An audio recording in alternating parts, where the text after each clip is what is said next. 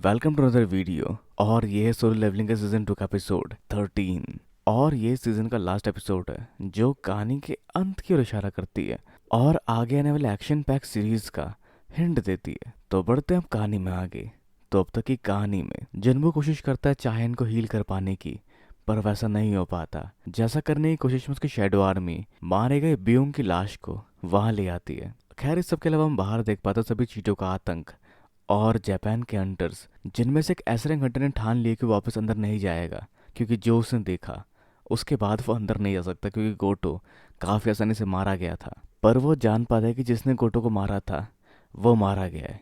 और उस जगह हम देख पाते हैं ब्यूंग की शैडो को समन कर लिया जाता है। और पहली बार ये सब लोग जिनको की समनिंग टेक्निक की शक्तियों को जान पाते हैं, जिसमें वो मरे हुए लोगों को भी समन कर पाता है। और जिनबू उसके बारे में ज़्यादा कुछ खास नहीं जानता था, उसे बस उसकी आवाज़ सुनाई दी जो यहाँ मदद करना चाहती थी चाहन की।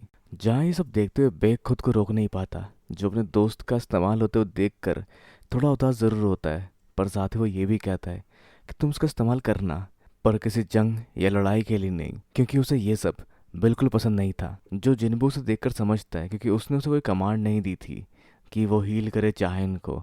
वो खुद ही उठा और पहले खुद ब खुद हील करने गया चाहन को। और वो बेग के कंसर्न को समझता है, जो उसका इस्तेमाल नहीं करने वाला, जो उसके शैडो एक्सट्रैक्शन को रिलीज कर देता है। खैर सभी जान पाते हैं कि जिन्बू ने उस नई वेरिएंट को हरा दिया, जिसे हराने में बाकी सभी एस रैंक हंटर्स को काफी मुश्किल का सामना करना पड़ रहा था। पर जापान की टीम का ये शख्स नहीं समझ पाता कि जिन्बू वहां तक कैसे पहुंचा।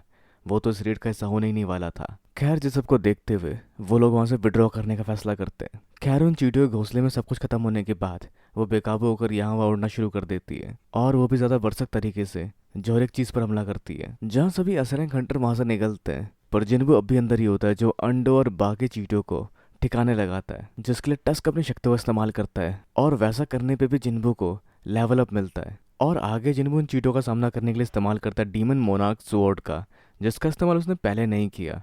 और उसे उसी बात का अफसोस भी है, क्योंकि वो स्वॉर्ड भी काफी पावरफुल है। पर खैर वो आगे अपनी आर्मी को इन चींटियों का सामना करने के लिए छोड़ देता है, जिससे धीरे धीरे उसका लेवल अप होता रहता है। और आखिर में पहुंच पाता है 100th लेवल तक, जिसके बाद वो शैडो एक्सट्रैक्ट करने की ओर बढ़ता है एंड किंग की। जैसा करते हुए वो अंधेरे से भरी जगह में खो जाता है, और वो फिर उस जगह से बाहर निकलता है, जहाँ ये एक्सट्रैक्शन थोड़ी सी अलग थी। मतलब बाकी एक्सट्रैक्शन से काफी अलग थी, क्योंकि वो शरीर से बाहर निकलने की जगह ऊपर हवा से बाहर निकलता है और हवा में झूलता हुआ ककून बना लेता है, जिससे बाहर निकल वो अपने पंख फैलाता है और सामने आता है, जो वैसे बात भी कर पाता है। मतलब ऐसा पहली बार था कि कोई शैडो एक्सट्रैक्शन के बाद बात कर पा रहा था, जो जिन्बू को अपना किंग मानता है और जिन्बू से अपने लिए नाम मांगता है। जहाँ शैडो की रैंक जर्नल होती है, जो वैसे पहली बार है जिन्बू के लिए, और जिन्बू उसको नाम देता है बीड़ू, मतलब बेरू। जो जिन्बू काफी वफादार होता है, क्योंकि जिन्बू से पूछ लेता है क्या तुम मुझ पर गुस्सा नहीं हो, तुम मेरे वजह से मारे गए। पर उसका मानना होता है कि वो मरा नहीं, उल्टा उसे जिन्बू से नई जिंदगी मिली है। और फिर बाकी चीटों का शैडो एक्सट्रैक्शन करने के बाद जिन्बू बाहर निकलता है, जहां बाहर हर तरफ चीटियां फैल चुकी है, जिनका सामना डटकर करता समुद्र किनारे पर खड़े हुए हंटर्स। और जिन्बू जान पाता है कि वे भी चीटियों की संख्या 4000 है, और किसी भी लीडर के ना होने की वजह से वो अभी बस यहाँ वहाँ भटक रहे हैं। और उनका खात्मा करने के लिए जिन्बू के कहने पर बेरू निकलता है, जो बचाता है समुद्र किनारे पर तैनात जिन्बू की पुरानी टीम, जो अपने शक्तियों के तालमेल से उनका सामना कर रही थी। पर नजर हटते ही उन पर उस चींटियों का वार होने ही वाला था, जिसको रोकता है बेरू, जो उस किनारे पर खड़ी सभी चींटियों को मार देता है। और आगे जिन्बू एस रैंक की टीम को बचाता है चींटियों के आतंक से, जिनका बैरियर लगभग खत्म हो चुका था और उनका हेलीकॉप्टर तबाह हो सकता था।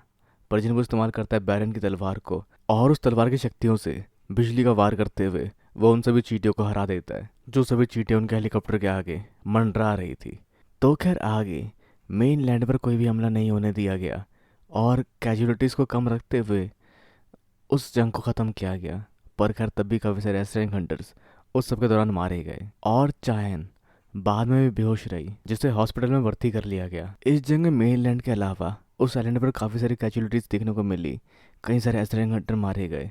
पर उस सबके साथ एक अच्छी बात यह थी कि वह आइलैंड अब क्लियर हो चुका है, उसका खतरा अब ख़त्म हो चुका है, और fourth Jeju island raid successful रही। पर खैर वो चींटियां अभी भी बेकाबू घूम रही है, जो दुनिया के एक और किनारे तक पहुंच चुकी है, जिसका सामना करने के लिए वहां का सरंग हंटर खड़ा होता है, जो सिर्फ अपने हथियार के साथ ही उन सबको निपटा देता है। जो एक पावरफुल हंटर है और उससे आगे चलकर मुलाकात ज़रूर होगी। तो खैर आगे फ्यूनरल सेरेमनी में पहुंचता है जिनबू। जिस समय तक लोग उसे क्रिटिसाइज़ कर रहे थे कि अगर वो पहले पहुंचता तो इतनी कैजुअलिटीज़ देखने को नहीं मिलती, पर जिनबू को भी इस बारे में बिल्कुल नहीं पता था कि वहाँ खतरा ज़्यादा हो सकता है। पर वो सबकी जिम्मेदारी अपने सर पर लेता है, जिसको फिर बैग कहता है कि इसमें तुम्हारी कोई गलती नहीं थी, और अगर तुम ना होते तो ये सब कुछ कभी ख़त्म ही नहीं हो पाता। तो अगर हम लोग आज जिंदा है और सब कुछ ठीक हुआ है तो वो तुम्हारी वजह से ही हुआ है। और फिर आगे गो से बातें होती है जिनबू की, जो उसकी शक्तियों को देखते हुए और उसके पोटेंशियल को देखते हुए उससे पूछना चाहता है आखिरकार कि वो करना क्या चाहता है और कहाँ करना चाहता है।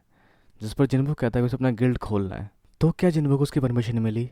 जो जाने से पहले हम बढ़ते जेजू आइलैंड की ओर, जिसके अंदर कुछ हंटर्स जा रहे हैं उस जगह की पड़ताल करने के लिए, जहाँ फिर आगे उनके सामने खतरनाक से इंसान या बीस्ट आता है जो एक अलग सी भाषा बोलता है जिसको वो समझ नहीं पाते। पर तभी वहाँ दूसरा बीस्ट आता है जो उनको अपनी भाषा से चीज़ों से सुला देता है, जो फिर वहाँ किसी की शक्तियों की प्रेजेंस को महसूस करते हैं जो इंसानों की मदद कर रहा है, पर शायद उसमें उसका कोई फ़ायदा हो सकता है। जिसके बाद दोनों आगे अपने अपने टेलीपोर्टेशन इस्तेमाल के साथ वहाँ से निकल जाते हैं, जो सब वहाँ छुप छुप के जिनबू के डैड देखते हैं। और कहानी में आगे जिनबू अपने गिल्ड खोलने की परमिशन के बारे में बताता है अपने साथियों को, जो कि उसे मिल चुकी है, जिसमें जीना भी साथ देना चाहती है, भले ही वो एक ई रैंक एंटर है। पर कर आगे जिनबू को कॉल आती है गोकी की वहाँ पर एक बी रैंक का गेट आया है, बिल्कुल उसी हाईवे पे जिस पर जिनबू अभी इस वक्त होता है। जिसकी वजह जिनबू आगे बढ़ता है, पर वहाँ पर अटेंडेंट उसे रोकने की कोशिश करता है क्योंकि टीममेट्स अभी नहीं आए। पर जिनबू उसकी बात सुने बिना अकेले ही घुस जाता है उस बी रैंक डंजन के अंदर, और फिर वो डंजन बन जाता है एक रेड गेट डंजन, जो बात थोड़ी सी परेशान करने वाली होती है जिनबू के लिए।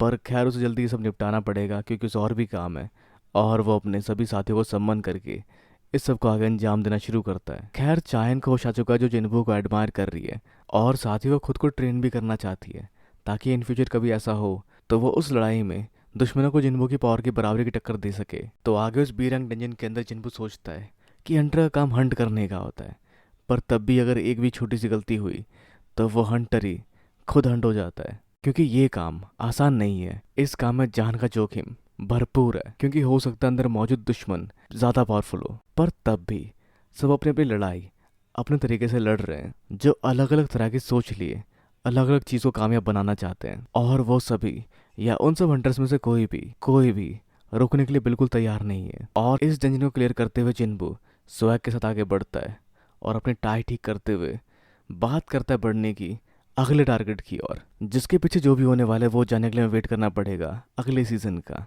तो खैर अब आपके सोचते हैं कि क्या हो सकता है कहानी में आगे जिनबू को किन और चुनौतियों का सामना करना पड़ेगा और वो कैसे उन सबका सामना करेगा। इन सभी राज से पर्दा हटेगा सीजन 3 के साथ, जिसमें हम दोबारा कमाल के एनिमेशन के साथ कमाल की स्टोरी लाइन को एक्सप्लोर कर पाएंगे। तो खैर अब आपके सोचते हैं कि क्या हो सकता है आगे सोलो लेवलिंग के सीजन 3 में। अपने विचार नीचे कमेंट बॉक्स में बिल्कुल ना भूलें। इस वीडियो को लाइक शेयर और सब्सक्राइब करना भी बिल्कुल ना भूलें। तो फिर मिलते हैं अगली वीडियो में।